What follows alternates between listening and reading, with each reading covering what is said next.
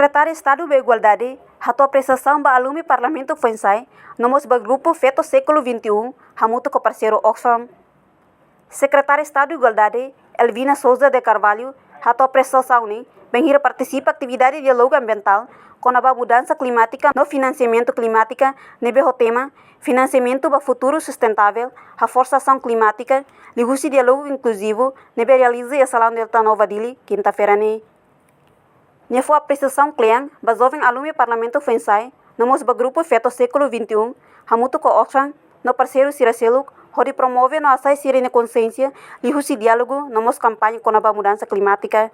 A medalha da lei da TAN, o cara que a apreciação cliente, jovem Sira, alume Parlamento Fuensai, nomos grupo Feto Século XXI, nebema hamuto com o parceiro Oxfam, no parceiro Siracelo promove atividades Sira, nebema campanha de consciência, ligue nessa diálogo, nomos nessa campanha para mudança climática Sira. Hawatene kata klaus atividade diálogo de nebema kai to se organiza e a nível universitário, nomos nível comunitário, mas tabot Sira mas e atividades real nebema kita buat sirhal. Atividades concretas Sira nebema kita buat sirhal, tanto bom contribuir na mudança climática e da consciência da comunidade no mahuto com a mudança climática, muda Sira na opinião no halo nebema ka lalu contribuir para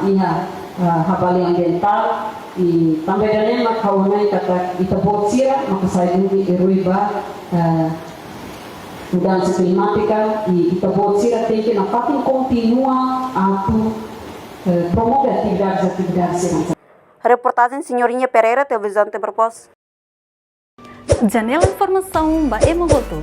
Atua tem informação atual dia Clio. Kita haluha. Haneham botão subscribe, like. Halo comentário no fahe tutang ba media sosial hotu.